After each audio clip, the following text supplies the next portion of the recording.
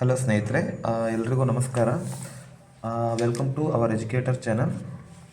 ಹಿಂದಿನ ತರಗತಿಯಲ್ಲಿ ನಾವು ಸಂಖ್ಯೆಗಳ ವಿಧಗಳ ಬಗ್ಗೆ ತಿಳ್ಕೊಂಡಿದ್ವಿ. ಅದರಲ್ಲಿ ಸ್ವಾಭಾವಿಕ ಸಂಖ್ಯೆಗಳು, ಪೂರ್ಣ ಸಂಖ್ಯೆಗಳು, ಪೂರ್ಣಾಂಕಗಳು, ಭಾಗಲಬ್ಧ ಸಂಖ್ಯೆಗಳು ಮತ್ತು ಅಭಾಗಲಬ್ಧ ಸಂಖ್ಯೆಗಳ ಬಗ್ಗೆ ತಿಳ್ಕೊಂಡಿದ್ವಿ. ಅದೇ ರೀತಿ ಸಮ ಸಂಖ್ಯೆಗಳು ಮತ್ತು ಬೆಸ ಸಂಖ್ಯೆಗಳ ಬಗ್ಗೆ ಕೂಡ ನಾವು ಹಿಂದಿನ ತರಗತಿಯಲ್ಲಿ ಕಲಿತಿದ್ವಿ. ಅದೇ ರೀತಿ ಇನ್ನೂ 2 ಸಂಖ್ಯಾ ವಿಧಗಳಿದ್ದಾವೆ ಅಂತ ನಾನು ಹೇಳಿದ್ದೆ.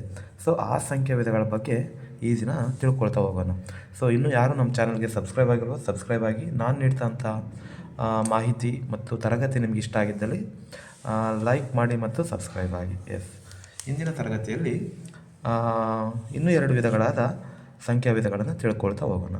ಅದರಲ್ಲಿ ಭಾಜ್ಯ ಸಂಖ್ಯೆಗಳು ಅಂತ ಒಂದು ಬರುತ್ತೆ. ಭಾಜ್ಯ ಸಂಖ್ಯೆಗಳು ಏನು? ಭಾಜ್ಯ ಸಂಖ್ಯೆಗಳು ಅಂತ ಹೇಳಿದ್ರೆ, ಈ ಭಾಜ್ಯ ಸಂಖ್ಯೆಗಳ ಒಂದು ಗುಂಪಿನಲ್ಲಿರುವಂತಹ ಸಂಖ್ಯೆಗಳು ಎರಡಕ್ಕಿಂತ ಹೆಚ್ಚು ಅಪವರ್ತನಗಳನ್ನು ಹೊಂದಿರುತ್ತವೆ. ಎರಡಕ್ಕಿಂತ ಹೆಚ್ಚು ಅಪವರ್ತನಗಳನ್ನು ಹೊಂದಿರುವಂತಹ ಸಂಖ್ಯಾ ಗುಂಪಿಗೆ ಭಾಜ್ಯ ಸಂಖ್ಯೆಗಳು ಅಂತ ಕರಿತೇವೆ. ಎರಡಕ್ಕಿಂತ ಹೆಚ್ಚು ಅಪವರ್ತನಗಳು ಅಂದರೆ ಯಾವುದೇ ಒಂದು ಸಂಖ್ಯೆಯನ್ನು ತಗೊಳ್ತಾ ಇದ್ದೀವಿ ಅಂದರೆ ಆ ಸಂಖ್ಯೆ ಬೇರೆ ಯಾವುದಾದ್ರೂ ಸಂಖ್ಯೆಯಿಂದ ಅದೇನಾದರೂ ಭಾಗಾಕಾರ ಆಗ್ತಾ ಇದೆ ಅಂತ ಹೇಳಿದ್ರೆ ಆ ಒಂದು ಸಂಖ್ಯೆ ಭಾಜ್ಯ ಸಂಖ್ಯೆ ಅಂತ ಹೇಳ್ಬೋದು. ಏನಾಗಾದರೆ ಉದಾಹರಣೆ ಮೂಲಕ ನೋಡ್ತಾ ಹೋದಾಗ ನಿಮಗೆ ಅರ್ಥ ಆಗ್ತಾ ಹೋಗುತ್ತೆ. ಈಗ 4 ಅಂತ ಒಂದು ಸಂಖ್ಯೆ ತಗೊಂಡಿದ್ದಾರೆ. ಈ 4ಕ್ಕೆ ಅಪವರ್ತನಗಳನ್ನು ಬರೆಯೋಕ್ಕೆ ಆದರೆ ನಾವು 1 ಬರಿಬೋದು, 2 ಬರಿಬೋದು, 4 ಬರಿಬೋದು. ಹೆಂಗೆ ಬರೆದೆ ಇದನ್ನು ಅಂತ ಹೇಳಿದ್ರೆ, ಈಗ 4 ಯಾವ ಮಗ್ಗಿಯಲ್ಲಿ ಬರುತ್ತೆ ಅಂತ, ಓಕೆನಾ? 1ರ ಮಗ್ಗಿಲಿ ಬರುತ್ತೆ. 1 × 4 = 4. ಹಾಗಾದರೆ 1ರ ಮಗ್ಗಿಲಿ ಬರುತ್ತೆ. 1 ಅನ್ನೋದು ಒಂದು ಅಪವರ್ತನ. ಯಾವುದಕ್ಕೆ? 4ಕ್ಕೆ ಅಲ್ವಾ? ಅದೇ ಥರ 2 × 2 2 4 ಅಲ್ವಾ? ಸೊ ಹಾಗಾದರೆ ಈ 2 ಅಂತಕ್ಕಂಥದ್ದು ಕೂಡ ಒಂದು 4ರ ಅಪವರ್ತನ. ಅದೇ ರೀತಿ 4 × 1 4 ಅಲ್ವಾ? 4 ಅನ್ನೋದು ಕೂಡ ಒಂದು 4ರ ಅಪವರ್ತನ. ಈ 3 ಮಗ್ಗಿಗಳಲ್ಲಿ ಬಿಟ್ಟು, ಈ 3 ಮಗ್ಗಿಗಳನ್ನು ಹೊರತುಪಡಿಸಿ 1ರ ಮಗ್ಗಿ, 2ರ ಮಗ್ಗಿ ಮತ್ತು 4ರ ಮಗ್ಗಿ, ಈ 3 ಮಗ್ಗಿಗಳನ್ನು ಹೊರತುಪಡಿಸಿ ಇನ್ಯಾವ ಮಗ್ಗಿಯಲ್ಲೂ ಕೂಡ ಈ 4 ಅನ್ನೋ ಸಂಖ್ಯೆ ಬರೋದಿಲ್ಲ. ಹಾಗಾಗಿ ಈ 4ರ ಅಪವರ್ತನಗಳು 1, 2 ಮತ್ತು 4 ಅಂತ ಹೇಳ್ತೇವೆ. ಹಾಗಾದರೆ ಈ 4 1, 2, 3 ಒಟ್ಟು 3 ಅಪವರ್ತನಗಳನ್ನು ಹೊಂದಿದೆ. ಎಷ್ಟು ಅಪವರ್ತನಗಳು? ಒಟ್ಟು 3 ಅಪವರ್ತನಗಳನ್ನು ಹೊಂದಿದೆ.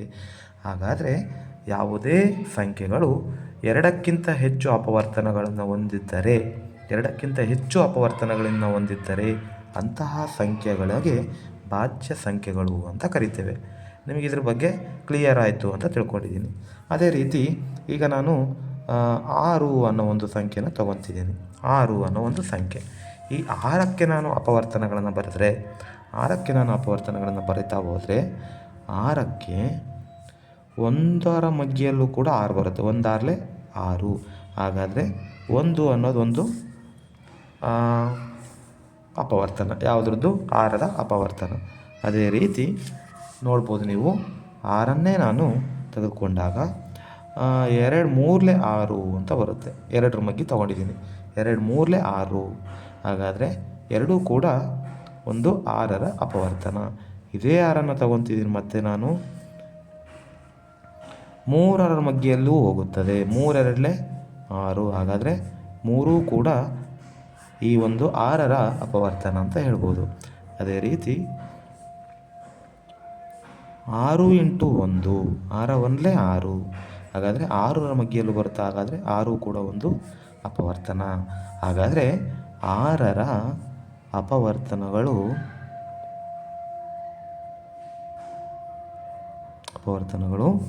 1 1 2 3 6. 1 2 3 ಮತ್ತು 6. ಒಟ್ಟು 4 ಸಂಖ್ಯೆಗಳು ಬರ್ತವೆ. 4 ಅಪವರ್ತನಗಳನ್ನು ನಾವು ನೋಡಬಹುದು. 6ಕ್ಕೆ 4 ಅಪವರ್ತನಗಳಿದ್ದಾವೆ. ಹಾಗಾದರೆ ಇಲ್ಲಿ ನೀವು ಅಬ್ಸರ್ವ್ ಮಾಡ್ಬೋದು, ನಾನು ಮುಂಚೆ ಹೇಳಿದ್ದೀನಿ, ಯಾವ ಸಂಖ್ಯೆಗಳಿಗೆ ಎರಡಕ್ಕಿಂತ ಹೆಚ್ಚು ಅಪವರ್ತನಗಳಿರುತ್ತವೆಯೋ ಅಂತಹ ಒಂದು ಸಂಖ್ಯೆಗಳಿಗೆ ನಾವು ಭಾಜ್ಯ ಸಂಖ್ಯೆಗಳು ಅಂತ ಕರಿತೇವೆ. ಇಷ್ಟು ಕ್ಲಿಯರ್ ಆಗಿದೆ ಅಲ್ವಾ ಸ್ನೇಹಿತರೆ? ಓಕೆ. ಹಾಗಾದರೆ ನಾನು ಇನ್ನೊಂದು ರೀತಿಯ ಸಂಖ್ಯಾ ವಿಧವನ್ನು ತಿಳಿಸ್ತಾ ಹೋಗ್ತೀನಿ. ಏನು ಹಾಗಾದರೆ ಅಂದರೆ ಅವಿಭಾಜ್ಯ ಸಂಖ್ಯೆ, ಅವಿಭಾಜ್ಯ ಸಂಖ್ಯೆಗಳು.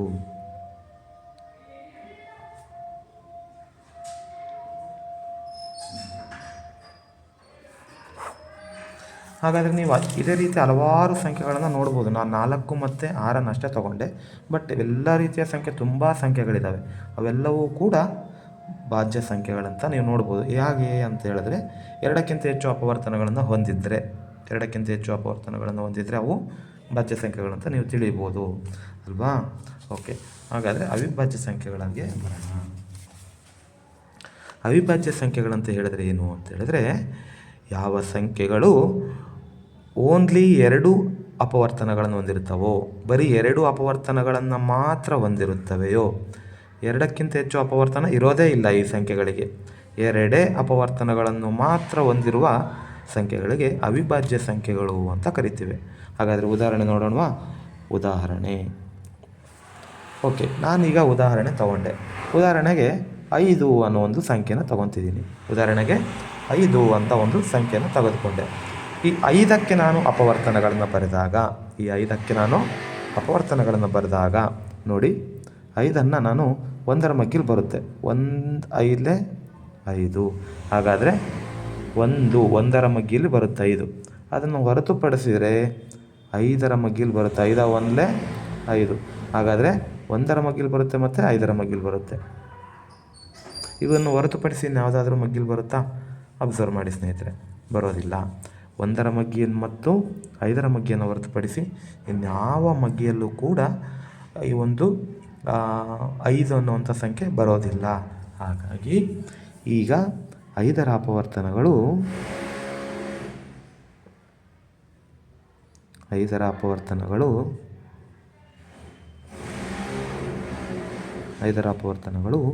1 ಮತ್ತು 5.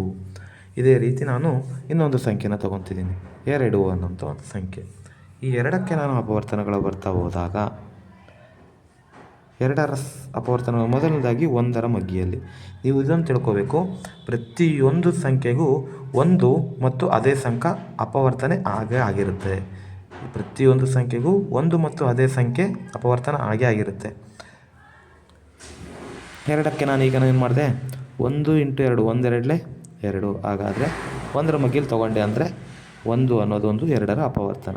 ಅದೇ ರೀತಿ 2ರ ಮಗ್ಗಿಲು 2 1 2 ಅಂದರೆ 2 ಅನ್ನೋದು ಕೂಡ ಒಂದು 2ರ ಅಪವರ್ತನ. ಇದನ್ನು ಹೊರತುಪಡಿಸಿ ಇನ್ಯಾವುದರಾದ್ರೂ ಬರುತ್ತಾ? ಇನ್ಯಾವ ಸಂಖ್ಯೆಯಲ್ಲೂ ಕೂಡ 2 ಅನ್ನೋದು ಇನ್ಯಾವ ಮಗ್ಗಿಯಲ್ಲೂ ಕೂಡ ಬರೋದಿಲ್ಲ. ಹಾಗಾದರೆ 2ರ ಅಪವರ್ತನಗಳು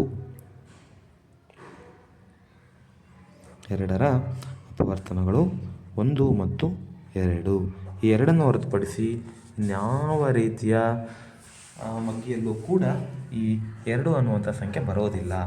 ಹಾಗಾದರೆ 2ರ ಅಪವರ್ತನಗಳು 1 ಮತ್ತು 2 ಅಲ್ವಾ ಸ್ನೇಹಿತರೆ? ಇಷ್ಟು ಕ್ಲಿಯರ್ ಆಗಿದೆ ಅಂತ ಅಂದ್ಕೊಂಡಿದ್ದೀನಿ. ಇದೇ ರೀತಿ ನಾನು ಇನ್ನೂ ಹಲವಾರು ರೀತಿಯ ಸಂಖ್ಯೆಗಳನ್ನು ನೀವು ನೋಡ್ಬೋದು. ಬೇಕಾದರೆ ಇಲ್ಲಿ ನೋಡಿ, 5ಅನ್ನು ತೊಗೊಂಡೆ, ಅದೇ ರೀತಿ 3ಅನ್ನು ನೀವು ತೊಗೋಬೋದು. 3ಅನ್ನು ನಾವು ತೆಗೆದುಕೊಂಡಾಗ ಆದರೂ ಅಷ್ಟೇ 1ರ ಮಗ್ಗಿಲು ಬರುತ್ತೆ ಮತ್ತು 3ರ ಮಗ್ಗಿಲು ಬರುತ್ತೆ. ಇನ್ಯಾವುದರಲ್ಲೂ ಈ 3 ಅನ್ನೋದು ಬರೋದಿಲ್ಲ. ಅದೇ ರೀತಿ 7ಅನ್ನು ತೆಗೆದುಕೊಂಡ್ರೆ 1 7 7 7 1 ಮತ್ತು 7ಅನ್ನು ಹೊರತುಪಡಿಸಿ ಇನ್ಯಾವ ಮಗ್ಗಿಯಲ್ಲೂ ಬರೋದಿಲ್ಲ. ಅದೇ ರೀತಿ ನೀವು ಅಬ್ಸರ್ವ್ ಮಾಡ್ಬೋದು, ಅತಿ ಚಿಕ್ಕ ಅವಿಭಾಜ್ಯ ಸಂಖ್ಯೆ ಯಾವುದು ಅಂತ ನಿಮಗೆ ಮೇನ್ ಎಕ್ಸಾಮಲ್ಲಿ ಅಥವಾ ಯಾವುದೇ CET ಕಾಂಪಿಟೇಟಿವ್ ಎಕ್ಸಾಮಲ್ಲಿ ಕೇಳ್ಬೋದು. ಅತಿ ಚಿಕ್ಕ ಅವಿಭಾಜ್ಯ ಸಂಖ್ಯೆ ಅಂತ ಕೇಳಿದಾಗ 2ಅನ್ನು ಹಾಕಬೇಕಾಗುತ್ತೆ. ದಯವಿಟ್ಟು ಸ್ನೇಹಿತರೆ ಅಬ್ಸರ್ವ್ ಮಾಡ್ಕೊಳ್ಳಿ, ಚಿಕ್ಕ ಅವಿಭಾಜ್ಯ ಸಂಖ್ಯೆ 2. ಅರ್ಥ ಆಗ್ತಿದೆ ಅಲ್ವಾ? ಅತಿ ಚಿಕ್ಕ ಅವಿಭಾಜ್ಯ ಸಂಖ್ಯೆ 2. ಅದೇ ರೀತಿ ಚಿಕ್ಕ ಭಾಜ್ಯ ಸಂಖ್ಯೆ ಎಲ್ಲರಿಗಿಂತ ಚಿಕ್ಕ ಸಂಖ್ಯೆ ಭಾಜ್ಯ ಸಂಖ್ಯೆ ಯಾವುದು ಅಂದರೆ 4. ಅತಿ ಚಿಕ್ಕ ಭಾಜ್ಯ ಸಂಖ್ಯೆ 4 ಮತ್ತು ಅತಿ ಚಿಕ್ಕ ಅವಿಭಾಜ್ಯ ಸಂಖ್ಯೆ ಅಂತ ಕೇಳಿದಾಗ 2 ಅಂತ ನೀವು ಹೇಳ್ಬೇಕಾಗುತ್ತೆ ಸ್ನೇಹಿತರೆ. ಇಷ್ಟನ್ನು ನೀವು ಅರ್ಥ ಮಾಡ್ಕೊಂಡಿದ್ದೀರಾ ಅಂತ ಅಂದ್ಕೊಂಡಿದ್ದೀನಿ ಅಲ್ವಾ? ಅದೇ ರೀತಿ ನೀವು ಅಬ್ಸರ್ವ್ ಮಾಡ್ಬೋದು.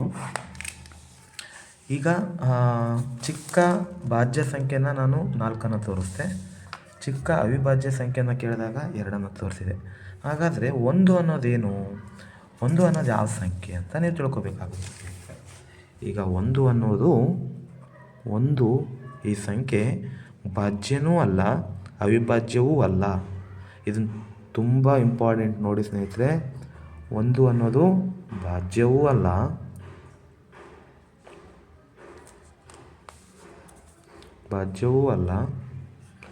ಅವಿಭಾಜ್ಯವೂ ಅಲ್ಲ.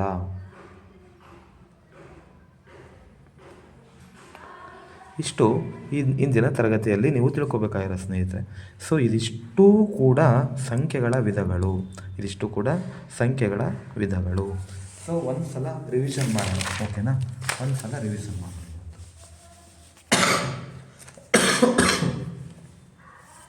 ಸಂಖ್ಯೆಗಳ ವಿಧಗಳು. ಆ ಸಂಖ್ಯೆಗಳ ವಿಧಗಳಲ್ಲಿ ಮೊದಲನೆಯದು ನಾನು ಹೇಳಿದ್ದು ಸ್ವಾಭಾವಿಕ ಸಂಖ್ಯೆಗಳು. ನಿಮಗೆಲ್ಲರಿಗೂ ನಾನು ಆಲ್ರೆಡಿ ಹೇಳಿರೋ ಹಾಗೆ ಸ್ವಾಭಾವಿಕ ಸಂಖ್ಯೆಗಳು 1ರಿಂದ ಪ್ರಾರಂಭವಾಗಿ ಅಪರಿಮಿತ ಸಂಖ್ಯೆಗಳವರೆಗೆ ಮುಂದುವರಿಯುತ್ತವೆ. ಇಂತಹ ಸಂಖ್ಯಾ ಗುಂಪಿಗೆ ಸ್ವಾಭಾವಿಕ ಸಂಖ್ಯೆಗಳಂತ ಕರೀತೇವೆ. ಪೂರ್ಣ ಸಂಖ್ಯೆಗಳಂದರೆ 0ಯಿಂದ ಪ್ರಾರಂಭವಾಗಿ ಅಪರಿಮಿತ ಸಂಖ್ಯೆಗಳ ವರೆಗೆ ಮುಂದುವರಿಯುವ ಸಂಖ್ಯಾ ಗುಂಪಿಗೆ ಪೂರ್ಣ ಸಂಖ್ಯೆಗಳಂತ ಕರೀತೇವೆ.